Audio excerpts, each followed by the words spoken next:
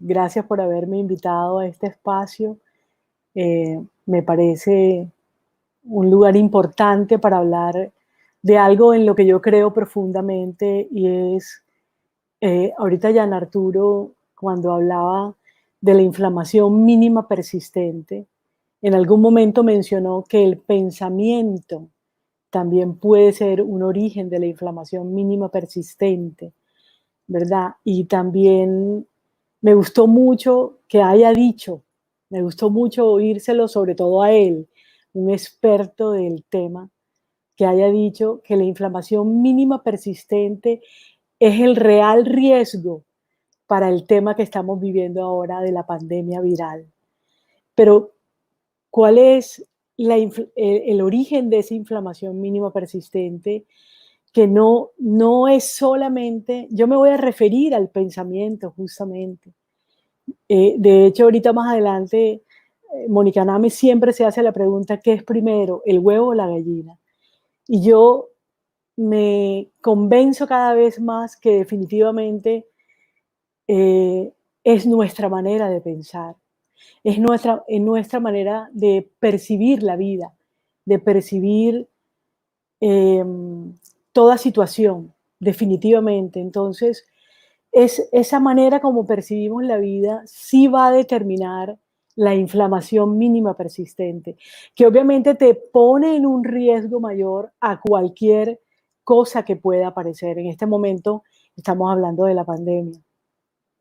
Obviamente hay unas comorbilidades importantes a las que se les ha dado mucha importancia, ya las mencionaba, y es la diabetes, las enfermedades pulmonares, las cardiovasculares. Eso es cierto, pero yo quiero referirme a una comorbilidad importante que siento que hay que darle mucha más importancia, mucha más importancia, y es a la manera como la gente vive su vida, la manera como la gente percibe las situaciones. Hay muchas maneras de percibirla, ¿verdad? Y yo sí creo que eso determina muchísimo esto. Entonces, este tema mío se trata de esto. Yo siento que el estrés, que tiene muchas formas de manifestarse, no, eh, en este momento se llama incertidumbre, ¿verdad?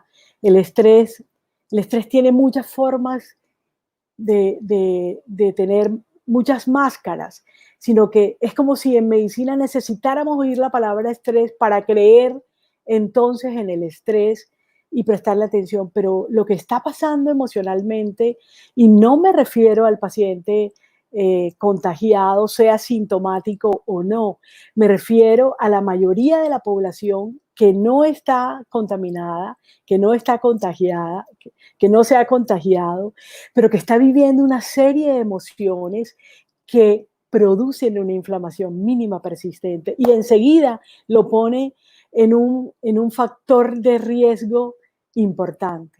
Pero yo siento que se le da importancia al factor de riesgo biológico, pero ¿y qué con el factor de riesgo emocional? Para mí es un enemigo silencioso, silencioso y de los más peligrosos, a los que yo pretendo que esta noche se le dé mucha importancia. Ahora mismo estamos frente a la incertidumbre del ser, es decir, todos y todas estamos llamados a cambiar una manera de ser. Ahorita Jan hablaba de una manera sedentaria de vivir, pero yo también llamo la atención a esa manera sedentaria de vivir desde el punto de vista emocional, que ser está exigiendo el nuevo normal. ¿Cuál es ese ser nuevo que yo estoy teniendo? Y estamos frente a una exigencia enorme y frente a un reto, frente a un desafío, porque no solamente estamos convocados a una nueva manera de vivir, sino que además estamos convocados a abandonar viejas maneras de vivir, pero estamos retados a dominar cosas que no se estaban dominando. Y no me refiero a las plataformas, no me refiero al teletrabajo, no me refiero a la videollamada, a las formas como estamos ahora llamados, sino eh, eh, la manera de ralentizar nuestra vida, cogerla. eh, eh, como decimos en Barranquilla o en la costa, suave, cogerla suave. Pero también es un cogerla más visiblemente, porque hay muchas cosas que se nos habían hecho invisibles y estamos convocados a lo visible. Porque es que el llamado confinamiento, que yo le llamo retiro, que yo le llamo encuentro, es decir, te tiene mucho más cerca de la pareja, mucho más cerca de la familia, mucho más cerca de las cosas del hogar, mucho más cerca bajo tu mirada de lo que está pasando en tu propia vida. De manera que estamos convocados a esa otra cosa y eso produce una inflamación mínima persistente porque hay un estrés silencioso. Puede que no nos estemos jalando los pelos, pero sí hay un estrés silencioso frente a lo que estamos siendo convocados. Es decir, desde no es desde que empezó la pandemia, es desde antes que teníamos una inflamación mínima persistente por nuestra manera sedentaria de vivir y me voy a referir específicamente a lo emocional y su impacto en el sistema inmune y su impacto en la mitocondria. Es decir, cuando todo esto empezó, el cortisol ya estaba por ahí rondando, la mitocondria ya estaba por ahí siendo estimulada hasta llevarla al cansancio, como Mónica Nave ayer mencionaba excelentemente. De manera que la incertidumbre va formando una red sobre el eje hipotálamo, hipófisis, adrenal, sistema inmune, con sus tentáculos que tienen que ver, ¿qué es la incertidumbre? Una falta de seguridad en muchos temas, no solamente en el económico, que es el foco, ¿verdad?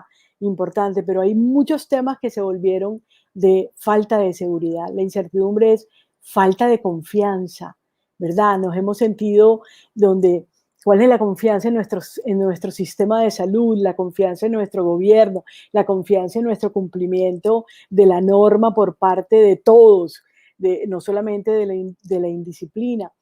Por ejemplo, le llamamos indisciplina a las personas que salen, pero yo siento que antes de la indisciplina hay una intolerancia profunda al encierro, al confinamiento, al aislamiento, como lo vive la mayoría de las personas. Hay una intolerancia a no poder tener ocio, tener la libertad de salir o no, tener poder salir y que la única inseguridad era pues la violencia de seguridad social, pero no había esta inseguridad de contagio, de posible muerte. De manera que hay una pérdida, un perder la confianza y hay una falta de certeza sobre algo, porque es que, ¿cuál es la certeza que tenemos con respecto hacia dónde está yendo el mundo, hacia dónde está dirigiendo todo? Ahora estamos en la no certeza y esa incertidumbre, claro que mueve el cortisol, claro que mueve la mitocondria. Es decir, la emocionalidad que está movida ahora no está ocurriendo aparte de nuestro sistema orgánico, para nada. Hay un impacto de la emoción en el organismo, especialmente si crea inquietud. Hay una gran inquietud a todos los niveles. De manera que la incertidumbre, hay varias formas de incertidumbre. La incertidumbre se forma porque hay errores de medición y sesgo. Lo hemos visto desde el principio y solamente refiriéndome al tema de salud, pero hay errores de medición y sesgo en muchas cosas, en la plataforma, las universidades cómo iban a empezar a actuar, los colegios cómo iban a empezar a actuar. Hubo un silencio durante 2, 3 semanas mientras se adaptaba todo y también siguió ocurriendo todo. Hay mucha gente que dejó de trabajar durante 2 meses, hay mucha gente que empezó a trabajar enseguida porque tienen una capacidad de resiliencia impresionante y se adaptaron enseguida, pero hay mucha gente que todavía está entrando. Hay la incertidumbre también se forma en el proceso que estamos viviendo, en el modelo, porque ¿cuál es el modelo certero que hay? Todavía no hay ninguno. En la estimación de muchos datos, que sí, que no, que esto, apareció luego el COVID-2, que este puede ser el tratamiento o no. Yo lo observo, yo veo las diferentes pautas de tratamiento y siempre me pregunto dónde está la presencia sobre la emocionalidad del paciente, dónde está la presencia del protocolo de tratamiento del paciente. Y esa es la propuesta con este tema de hoy y otros temas que hemos estado tratando, por supuesto, en otras conferencias anteriores. Y en la implementación de un sistema realmente con respecto al tema. Así que siempre he dejado ahí la mitocondria y siempre he dejado ahí el cortisol, porque es que yo quiero que dejemos de pensar que pensamos en el cortisol cuando inicia una sintomatología somática. No, es que ya empezó una sintomatología emocional, incluso antes de que la somática se evidenciara. Es decir, la inflamación mínima persistente es silenciosa, sino que cuando ella hace una estridencia es cuando le prestamos atención, pero ya ella venía y venía desde una emocionalidad que no tiene que ver con la pandemia, sino con el estilo de vida acelerado, ansioso, donde se nos había hecho invisible la familia, la pareja, el diálogo, la conversación, el observar más lo que pasa en el interior de nuestra casa y familia, de nosotros mismos, vaya a su casa, póngase un tapaboca allá afuera, pero quíteselo adentro, hable acá. Es decir, hay unos símbolos interesantes y todo empezó con este estrés, escaló a ansiedad y escaló a depresión.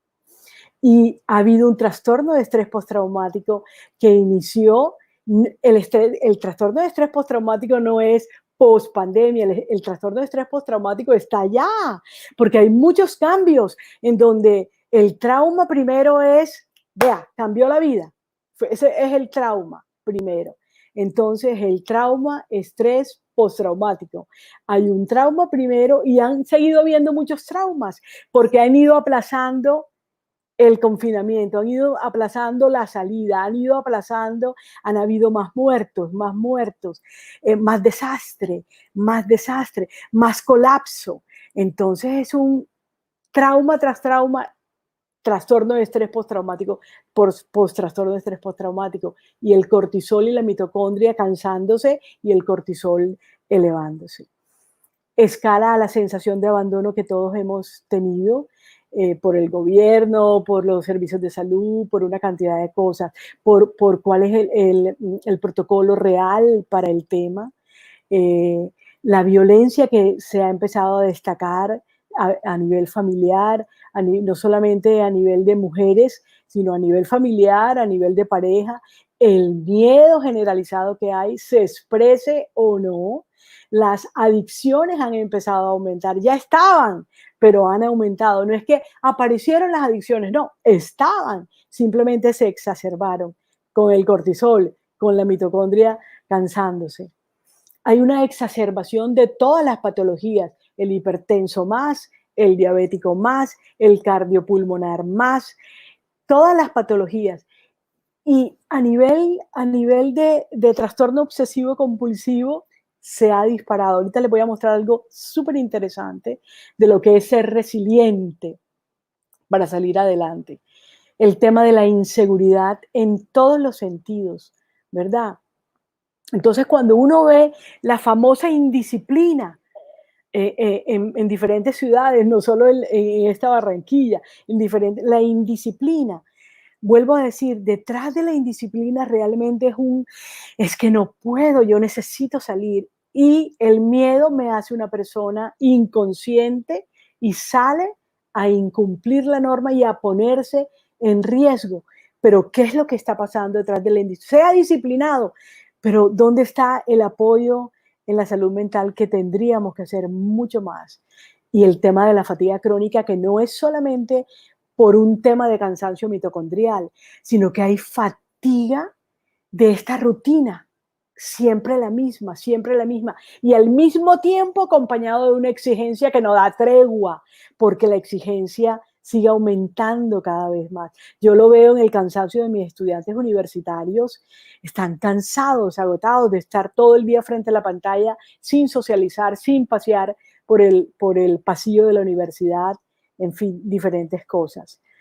Así que estamos en un momento de incertidumbre que empezó hace rato, pero ahora está recrudecida. Más adelante les voy a mostrar un estudio interesante, de manera que el mundo viene desde antes de la pandemia y nos cogió en una inflamación mínima persistente. Es que nos cogió, como dirían por ahí, con los calzones abajo, con una inflamación mínima persistente. Y claro, el virus ha hecho de las suyas porque encontró un terreno propicio, tanto en sistema nervioso central como en periférico, propicio para hacer de las suyas, de manera que parece más letal, pero está una comorbilidad que se llama una emocionalidad que no sé resolver y que empeora el asunto, y ahora lo vamos a ver cada vez más.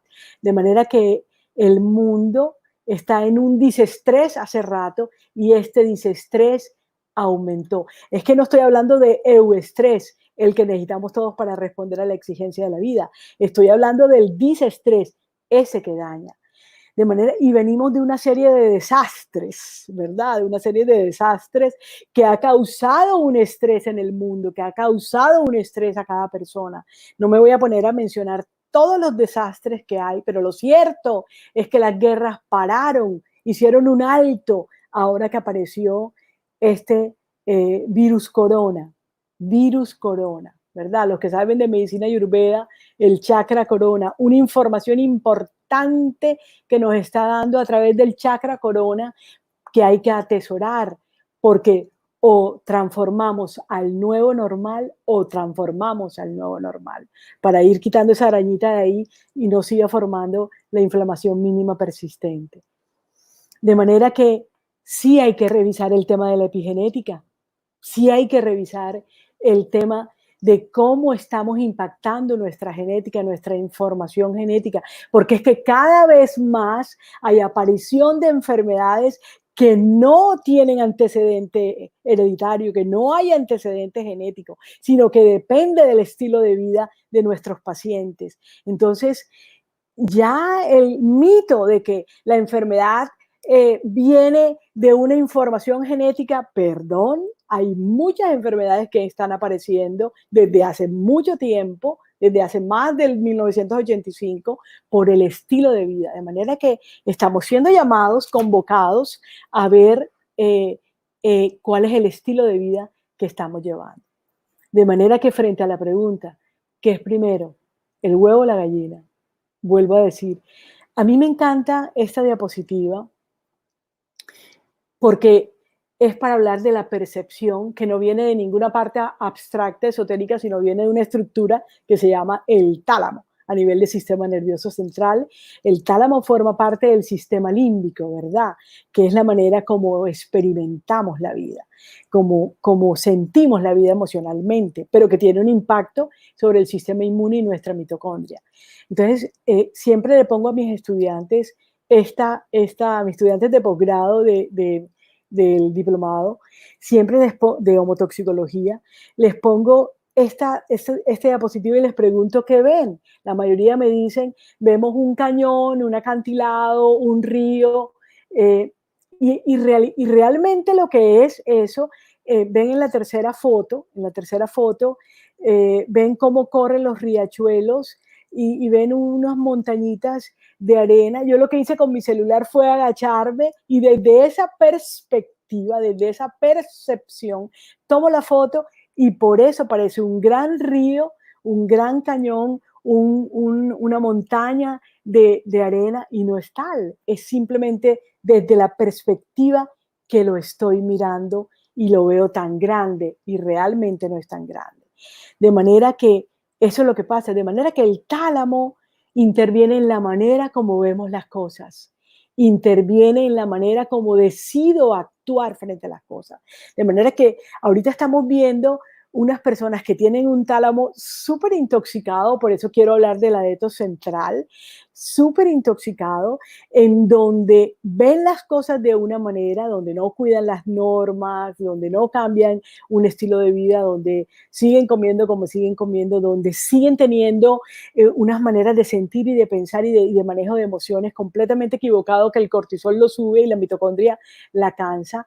Ahí participa el tálamo, perdón. Y el tálamo tiene una aparición importante en la conciencia, pero si yo tengo una inflamación mínima persistente también a nivel central, es decir, mi tálamo va a estar tan intoxicado que yo no voy a tener un nivel de conciencia que me permita tomar otras decisiones y ahí sigo en el viejo normal sin no me he dado cuenta que empezó un nuevo normal y no asumo cosas. Y por eso mi inflamación mínima persistente sigue, sigue y sigue y sigue. Depende de la manera como pensamos. El tálamo interactúa, depende mucho de nuestros estados emocionales y también depende de la arquitectura del sueño. Ahorita cuando Jan decía que la sintomatología de una inflamación mínima persistente o de la inflamación crónica, él ahorita decía la sintomatología de la inflamación crónica es la misma sintomatología para una ansiedad, para una depresión y para un estrés. Es la misma sintomatología. Las algias, la depresión, los trastornos del sueño, los dolores musculares, los temas gastrointestinales. Es el mismo criterio diagnóstico de depresión, ansiedad y estrés. Y esto ha empezado con estrés, ansiedad y escala la depresión. Y la incertidumbre es una expresión de estas tres que han escalado. La incertidumbre es una expresión de la depresión. De manera que ¿qué es primero, el huevo o la gallina?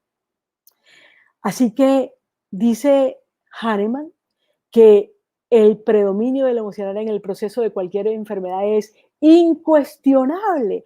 Entonces, doctores, doctoras, mi invitación, que siempre es la misma y la vuelvo a hacer hoy, introduce más, mucho más, yo sé que lo haces, pero introduce más, mucho más el factor de riesgo emocional en tu paciente, para que sea una medicina mucho más integrativa y tu eficacia, el margen de eficacia médica, por supuesto, que aumenta. ¿Y desde cuándo empieza? Puede empezar el proceso de inflamación mínima persistente que se vuelve crónica, sino que la encontramos cuando ella es estridente desde la vida intrauterina. Incluso desde la vida intrauterina, cuando se forman los engramas, porque está frente a una mamá que tiene un proceso inflamatorio que lo pasa a través de placenta, cordón umbilical, y ese bebé nace con una disfunción mitocondrial ya nace, y que ese estrés interfiere con la producción de ATP, la fosforilación oxidativa que la doctora Mónica Name lo explicó ayer magistralmente. Entonces yo no me voy a referir a eso, pero eso está clarísimo, pero desde la vida intrauterina. De tal manera que este es el nuevo normal en este momento. Pero el nuevo normal para quien lo está percibiendo desde lo negativo, este cansancio, este aburrimiento, miren esa mamá, los hijos saltando, pero los hijos también estudiando, donde ella está haciendo su trabajo, él está haciendo su trabajo, pero también está pendiente de que los hijos están haciendo en su telestudio o los universitarios en su telestudio. Es decir, ese hacinamiento está produciendo esta incertidumbre, este estrés, esta ansiedad que está agravando la inflamación mínima persistente de la que venimos y de que hoy es crónica por todo el desastre de vida que hemos estado teniendo. Esa figurita que está ahí en amarillo me encanta porque es el coronavirus y el tema sobre lo económico. Pero existe afortunadamente otro tipo de personas, ¿verdad? Que ahorita se las voy a mostrar. De manera que hay un estudio muy bello que tiene que ver con respecto al estrés, y es que cuando uno está en estrés, cuando uno está en alerta, hay más ondas beta que ondas alfa. Las ondas beta no permiten la aparición del GABA, que es para calmarnos, ¿verdad? Y es precisamente para bajar esa inflamación mínima persistente. Pero a medida que la persona se centra en, bueno, esto es lo que está pasando, ¿cómo voy a responder resilientemente frente a esto que está pasando? ¿Cuál es el nuevo normal al que me tengo que adaptar? Y me ralentizo y empiezo a observar la situación y le doy respuesta, entro en ondas alfa desde la conciencia y voy llenando mi inconsciente de otras maneras que ahorita les voy a presentar. Es decir, entro en una inspiración. Este es un cuadro maravilloso que abajo está en inglés, pero lo quise traducir para comprenderlo más, y es cómo transformar el viejo normal. ¿Cómo transformar el viejo normal? Mira que en la columna de la izquierda dice el viejo ser normal y en la columna de la derecha dice el nuevo ser normal. Y empieza con el mismo pensar de siempre. Es que no puede ser. El mismo estilo de vida no puede ser. Porque si yo no cambio mi manera de pensar, por eso cuando Jan dijo el pensamiento también puede ser, yo dije, que Jan lo diga, wow, a ver, no lo dijo cualquiera, lo dijo un experto. Entonces, si este viejo ser que soy va a continuar con la misma manera de pensar, tomando las mismas decisiones, teniendo las mismas actitudes y teniendo las mismas experiencias y el mismo sentir, mira, estoy destinado a desaparecer. Es que Jan ahorita dijo, al final él dijo que, que sí, que están las comorbilidades, diabetes, lo pulmonar, lo cardiovascular, sí están ahí esas. Y él dijo, pero en realidad es esta inflamación mínima persistente que está ahí, que aunque yo no tenga esas comorbilidades, pero yo sigo en inflamación mínima persistente, entro a la población riesgo, entro a la población de riesgo. Entonces, ¿cuál es el nuevo ser normal? Una nueva manera de pensar. Es que esta experiencia de pandemia nos ha convocado a una nueva manera de trabajar, de convivir, de ver la vida, de ralentizarnos, de flexibilizarnos, donde estamos tomando nuevas decisiones, donde estás teniendo nuevas actividades, o las tienes o las tienes, o las tienes o las tienes, donde estás teniendo nuevas experiencias que si tienes un pensamiento resiliente, tú vas a disfrutar lo que está pasando, tú le vas a encontrar por dónde le entra el agua al coco, como decimos, por dónde le entra, cuál es la comba del palo, tú vas a encontrar qué es esto y cómo te adaptas resilientemente, cómo tienes nuevas experiencias y cómo tienes nuevos sentimientos. Porque si no, la inflamación crónica, la mínima persistente y sigue y se vuelve una inflamación crónica. Entonces, ¿desde dónde estoy pensando la vida? ¿Desde dónde yo estoy procesando la información toda de mi vida? Es que la gente no se hace esa pregunta, sino el trabajo, los niños, el mercado, las cosas, una cantidad de cosas que nos tenían distraídos, pero ve adentro, nos dice la pandemia, ve adentro. ¿Yo estoy siendo una persona que produce GABA o yo estoy disminuyendo mi respuesta inmune o yo la estoy aumentando con esta manera de percibir la vida? Yo estoy viviendo la vida desde una oportunidad y estoy creando o lo estoy viviendo desde la crisis y estoy viendo a ver cómo supervivo. Inflamación mínima persistente con esa actitud. De manera que cuando pensamos ralentizadamente, bajamos ese estrés, empezamos a producir endorfinas, empieza a aparecer el GABA, las ondas beta empiezan a disminuir, las alfa empiezan a aumentar y por supuesto yo voy a producir más dopamina porque se estimula la producción de la dopamina y claro, yo voy a tener, porque la dopamina, ¿para qué me prepara emocionalmente? Para tener una mirada divergente de la vida, no convergente, divergente de la vida. Bien, estoy frente a esto, ¿qué voy a hacer? ¿Cuál es mi respuesta? Claro que yo tengo que bajar ese estrés primero que me tiene en una inflamación mínima persistente y quizás ya crónica o ya crónica. Así no tenga ninguno de los diagnósticos con comorbilidad que se viven eh, nombrando. De manera que la dopamina, como les decía ahorita, te pone en vigilancia de la nueva vida, en una claridad, en una memoria, voy a avanzar porque esto lo dejo aquí, todavía tengo tiempo. La dopamina te pone en una disposición de aprender de eso nuevo. Pero si tú estás en el estrés todavía, la dopamina no sale. La dopamina no sale y tú no te pones en la disposición de aprender y ver cómo te adaptas al nuevo normal y cómo cambias más de una cosa, cómo te trabajas también emocionalmente. Es decir, el sedentarismo que hablamos desde el punto de vista somático, también ese sedentarismo desde el punto de vista emocional. Oye, a empezar a observar eso, qué clase de ser humano sigo siendo. Estoy pendiente de la conferencia que viene después porque dijeron que era linda, que tiene que ver con este tema. De manera que la coherencia entre lo que yo estoy pensando y cómo estoy pensando desde el GABA, desde la endorfina, desde un cortisol modulado, desde una mitocondria que cuido y reservo y no desgasto, que no me gasto la reserva. Entonces, cuido este tema entre el pensamiento y lo del corazón. Ya hay una terapia que se llama así, la coherencia entre lo que pienso y mi corazón y lo que siento, y desde ahí vivo. Eso es gran productor de GABA. A ver, esto no es una filosofía y qué lindo habla la doctora Mónica. Esto es GABA. Esto es cortisol disminuido.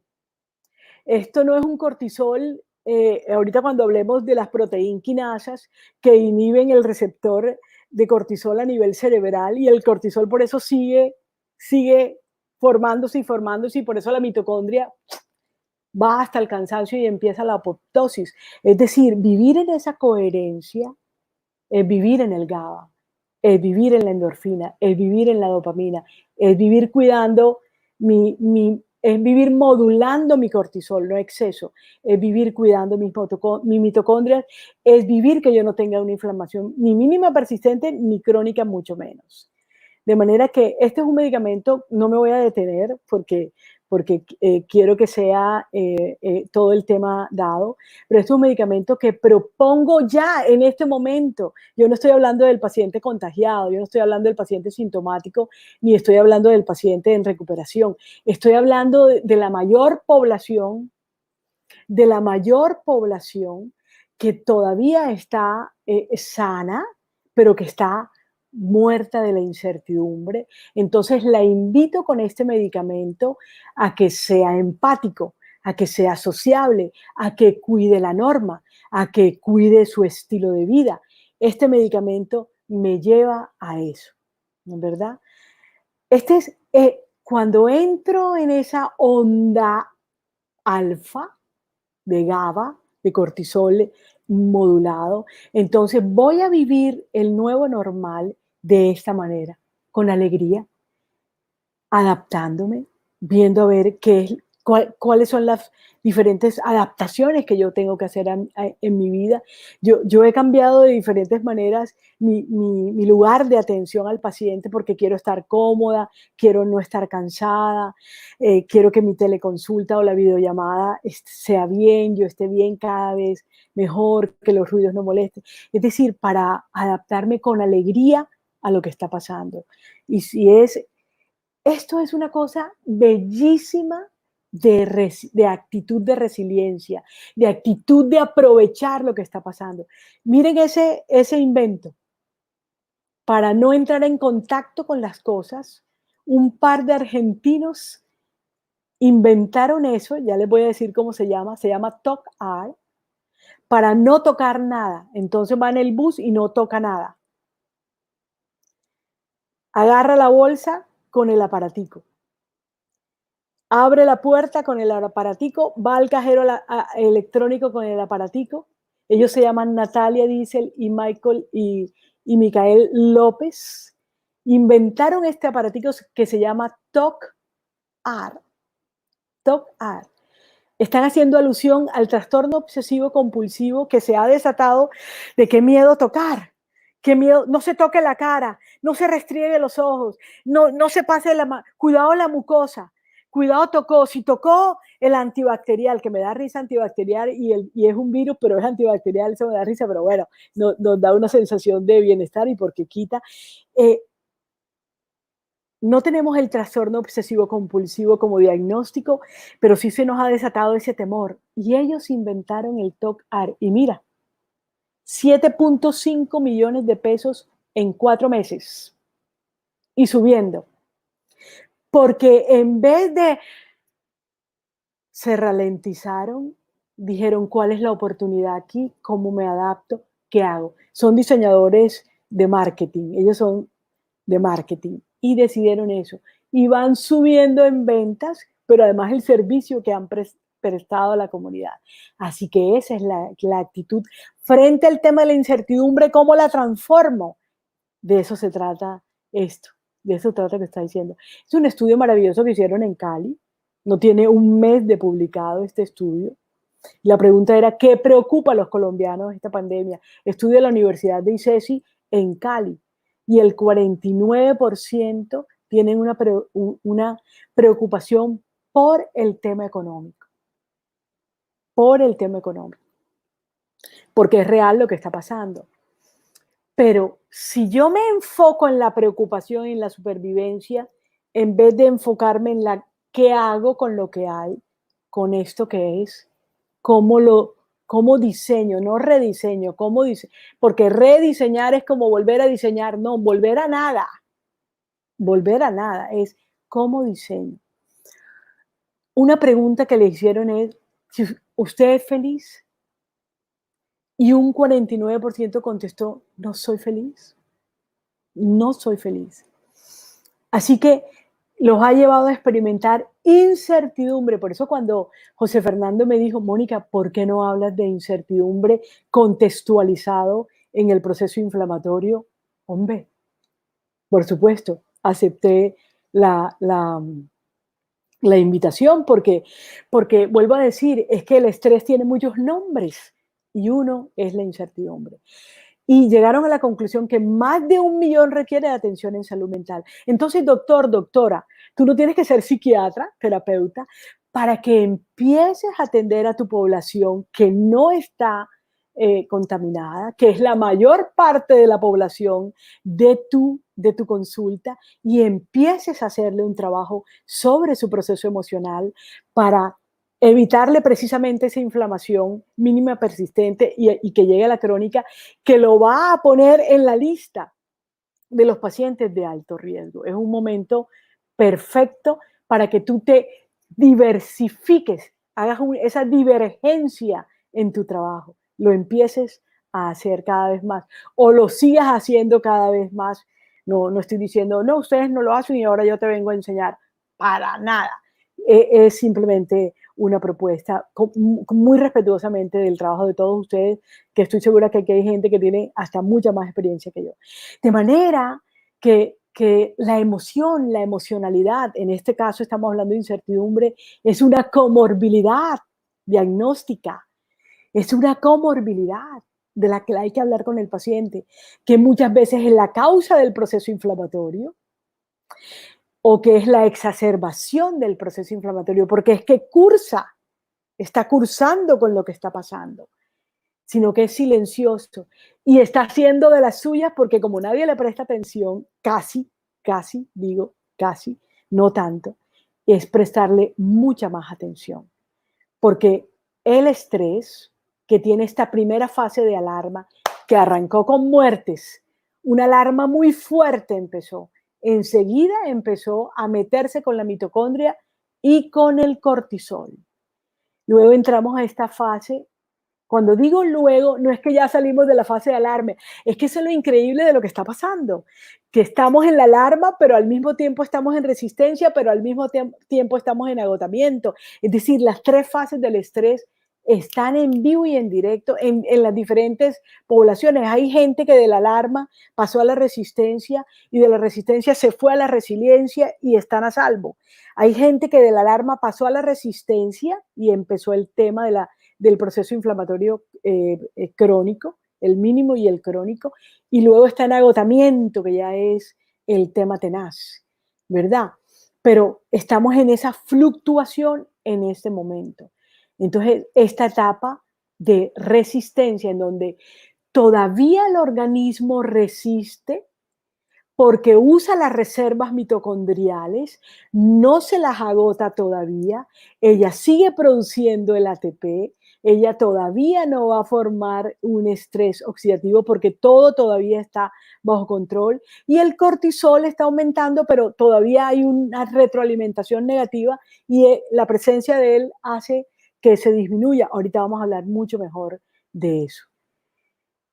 Y llegamos a la tercera fase, que es del agotamiento. Es decir, el paciente ya está, el paciente no, la población, que es la mayoría, está metida en ese laberinto en el que estamos ahora. ¿Y cómo me adapto a esto? Es una incertidumbre que se puede manejar muy terapéuticamente. Entonces, vuelvo a decir, fluctuantemente estamos alarma, resistencia, agotamiento. No hemos llegado a una fase final. Pero ojo, yo siento que la población está cada vez más en agotamiento. Por eso estamos viendo más indisciplina, porque es que no hay un buen manejo de la emocionalidad, no hay un buen manejo de esa nueva vida a la que no sé qué hacer con esto, no sé cómo me adapto.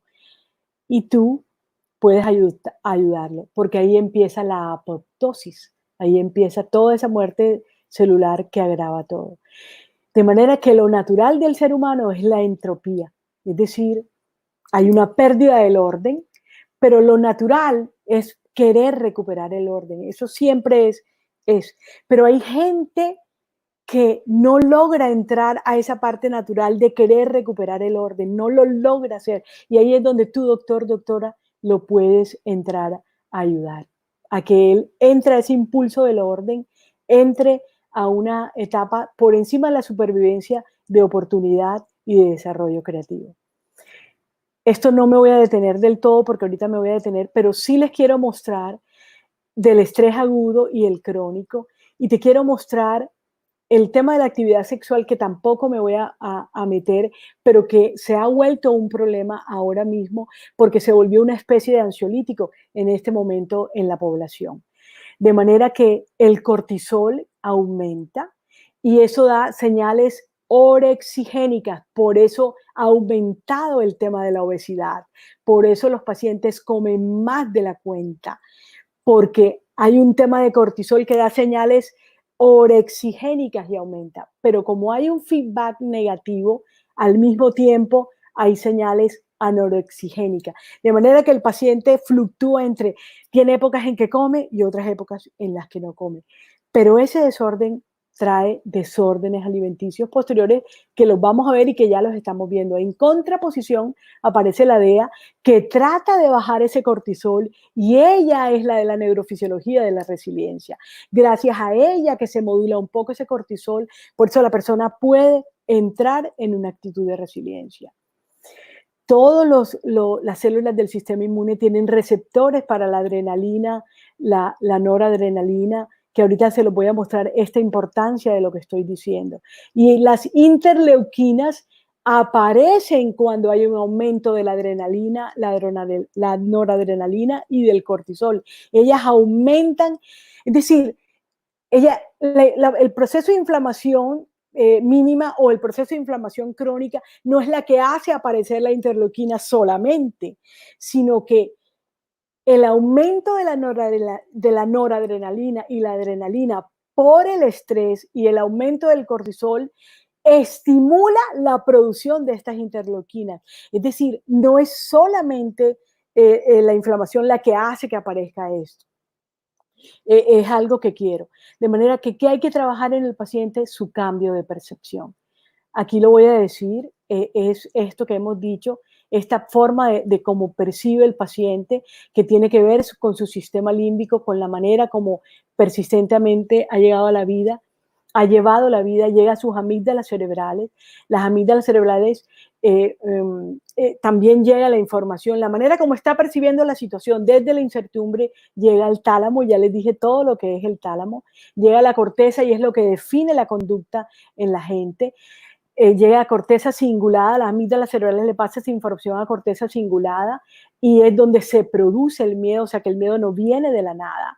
Y las amígdalas cerebrales mandan la información al sistema nervioso autónomo que a través de simpático y parasimpático gobierna toda la fisiología.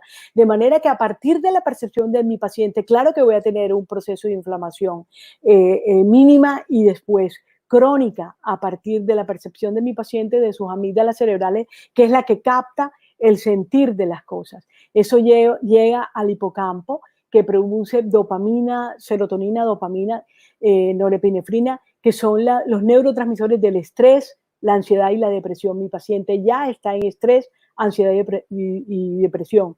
Llega al hipotálamo, que produce neurotransmisores, ¿verdad?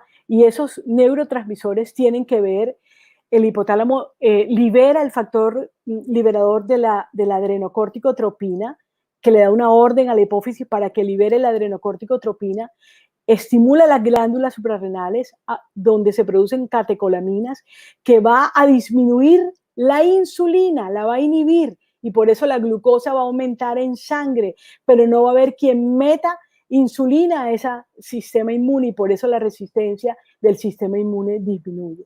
Al mismo tiempo, en glándulas suprarrenales se produce ese cortisol. El cortisol compite con la serotonina a nivel del nivel intestinal.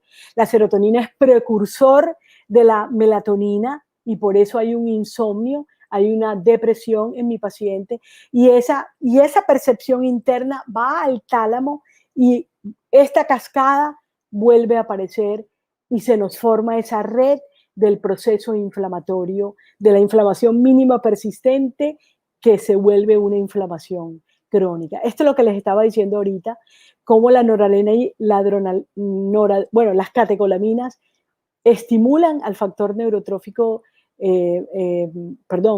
al factor tumoral alfa, la libera, como también estimula la producción de la interleuquina 1, como la presencia de las catecolaminas estimula la interleuquina 6, está demostrado. Entonces, no es solamente desde la inflamación, sino que desde la emocionalidad no bien manejada, produce esas catecolaminas en aumento y se estimula la producción de citoquinas. Estoy dándole rápido para mostrarles esto. Es un estudio de estrés y sistema inmune que habla claramente de cómo el estrés afecta la respuesta del sistema inmune, cómo las condiciones estresoras suprimen profundamente la respuesta del sistema inmune y cómo hay una disminución de las células T, cómo se meten con la actividad de las células natural killer y interviene con la producción de las interleuquinas. Ayer la doctora Mónica Name habló de la acción del interferón, cómo el interferón es el que le dice a la célula no infectada, mire, esta es la experiencia de la célula infectada, usted produzca sus proteínas que inhiben la replicación o la entrada del virus, pero como el estrés inhibe el interferón, no hay quien le diga a la célula sana lo que pasa y por eso la infección viene tan rápido. Es la comorbilidad que es el estrés. Esto es lo mismo que acabo de decir aquí. Voy a ir más rapidito para que me dé tiempo. Esto lo acabo de decir, no estoy saltando. Y la propuesta, por eso, ahí les dejo el Neurexam, que ya ustedes lo conocen claramente. Esto es un estudio muy interesante de las ondas alfa y de las ondas beta. En las personas con estrés, con ansiedad, hay una alta presencia de ondas beta. Y el Neurexam lo que hace es bajar esas ondas beta y subir las ondas alfa para que esa persona haga mejor sus tareas, piense mejor, es decir, la incertidumbre disminuya y tome unas mejores decisiones frente a lo que pasa en su vida. Esto es a través de la pasiflora incarnata, que es la encargada de ser el GABAérgico. Y estos son los otros componentes del Neurexam, que los conocemos claramente para precisamente modular el estrés. Otro estudio muy interesante de cómo el Neurexam trabaja para disminuir el cortisol a nivel de saliva y la adrenalina plasmática. El estrés es importante el neurexam es importante teniendo en cuenta lo que acabamos de decir. Y este es otro estudio muy interesante, cómo el neurexam en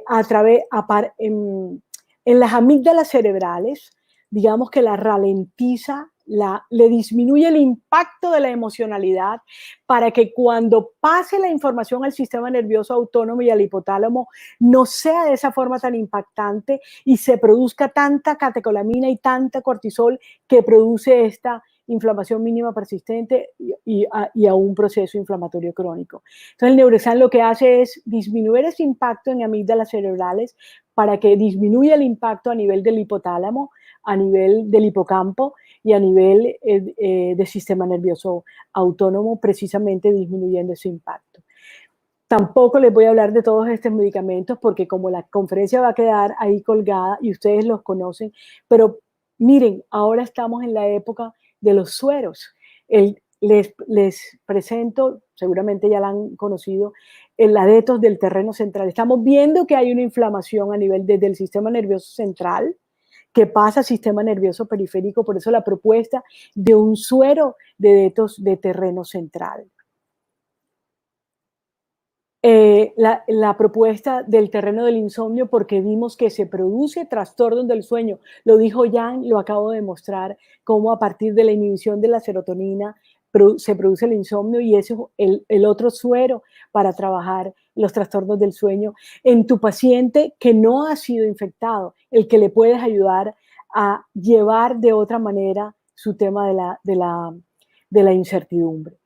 Y está la detos periférica o la detos superficial desde el psique y el soma bioregulado. Es decir, el linfomiosot, ahorita que hablaba Jan de él, pero hay que ver desde el punto de vista emocional, por sus componentes lo que hace es bajar la idea suicida. Vieron cómo están aumentando los suicidios, baja la tristeza, baja la confusión a lo nuevo. Desde el punto de vista emocional, eso hace el linfomiosot. El verbelomacor, desde el punto de vista emocional, baja el miedo, baja ese cansancio, esa capacidad de asustarse muy, muy fácilmente. Y el nuxelomacor, que mejora la producción de serotonina a nivel intestinal. Y el EPL, que es un detox hepático, porque el hígado hay que tenerlo completamente desintoxicado, el envoltorio más importante. Esto es un estudio interesante que ahí se los dejo, de cómo la depresión, la ansiedad, el estrés psicosocial tiene la misma aparición de las moléculas inflamatorias igual que cualquier otro tema de sedentarismo, de alimentación, de manera que al estrés es una comorbilidad, hay que darle suprema importancia, la depresión hay que darle importancia, la incertidumbre, que es una expresión de la depresión, hay que darle importancia, y ahí están los moduladores del estado de ánimo, que no me voy a detener porque ustedes los conocen y los ven claramente. Y esto para hablarles ya por último, ya voy a terminar, no me voy a pasar, tranquilo todo el mundo. Esto es lo que les hablaba del estrés, su impacto es la resistencia a la incertidumbre, en donde todavía lo recibe amígdalas cerebrales, es lo mismo que estamos viendo, el cortisol impacta, la presencia del cortisol impacta a la mitocondria, pero todavía no se mete con la fosforilación oxidativa, todavía ella sigue produciendo el ATP, se produce el neuropéptido Y, que ayuda a ese manejo del hambre, a ese manejo ansioso por comer, y ayuda entre el cortisol y ayudan a la mitocondria precisamente para eso, y la glía está ahí formando parte del tema. Es decir, se movilizan esas reservas energéticas sin agotar todavía nada. Hay una retroalimentación en donde el cortisol disminuye porque su presencia va a los receptores glucocorticoides a nivel cerebral y le dice, mire, ya hay suficiente cortisol para que no le siga dando la orden al hipotálamo y libere más factor liberador de la adrenocorticotropina y en corteza la hipófisis no produzca más adrenocorticotropina, así que no estimule la corteza para que no produzca más cortisol, todavía se sigue preservando la mitocondria ahí en ese punto, ¿verdad? Porque todo eso disminuye y no se mete todavía con la participación de la mitocondria en la producción del ATP y todavía hay energía para seguir resistiendo. Pero llega un momento aquí donde aparecen las proteínas quinasas que inhiben ese receptor de glucocorticoides a nivel central, lo inhiben y por eso el cortisol no le puede hacer la retroalimentación negativa y por eso el hipotálamo libera factor liberador de la adrenocorticotropina, la hipófisis vuelve a liberar adrenocorticotropina, estimula las glándulas suprarrenales, aumenta el cortisol, pero el cortisol ya no tiene ese efecto porque está bloqueado por las proteínas quinasas que bloquean esa retroalimentación. Y ahí aparece la incertidumbre. Este es el efecto del cansancio de la mitocondria, el efecto de la apoptosis de la mitocondria desde el punto de vista emocional. Ahí aparece la incertidumbre, el estrés, la ansiedad, la depresión, el agotamiento de lo que estoy viviendo y no lo puedo ver resilientemente. Ahí aparecen los trastornos del sueño y ahí viene el deterioro cognitivo. ¿Por qué aparecen las proteínas quinasas? Fue una pregunta que yo me investigué y encontré que cuando persiste el evento estresor como esta pandemia, como esta exageración de muertes, como este tema colapso de de los centros de salud, de los cuidados intensivos, y donde hay una deficiencia de actitud de resiliencia, entonces esa persistencia hace que aparezcan las proteínas quinasas, se inhiba y el cortisol sigue haciendo de las suyas y la mitocondria entra en ese cansancio que la doctora Mónica Nava me explicaba ayer perfectamente. Pero yo hoy lo quería contextualizar desde el punto de vista emocional. Hasta que hacemos un trabajo con el paciente de resiliencia, con los medicamentos que he propuesto, de detox central, de detox periférica, los sueros para el insomnio, donde ayudas al paciente a que recupere y de nuevo ese paciente pueda que el cortisol sí inhiba a los receptores de glucocorticoide y no se siga produciendo y otra vez disminuye el cortisol, ya no se siga viendo factor liberador de la adrenocorticotropina y no siga habiendo exceso de adrenocorticotropina, sino que esté modulada y la mitocondria sigue tranquila sin tener apoptosis, sino que sigue produciendo ATP y energía, solo porque ayudamos al paciente con estos temas que propuse de detox de terreno, tanto central como periférico, la modulación con los moduladores del estado de ánimo, el manejo del disestrés con el Neurexan y el manejo de la mitocondria, que por supuesto no me voy a detener en eso porque la doctora Mónica ayer habló del ubiquinón y el coenzima compósito como reguladores, como protectores de la cadena respiratoria, del trabajo mitocondrial y como un neuroprotector también. Perfecto, a las 9 en punto terminó. Muchísimas gracias.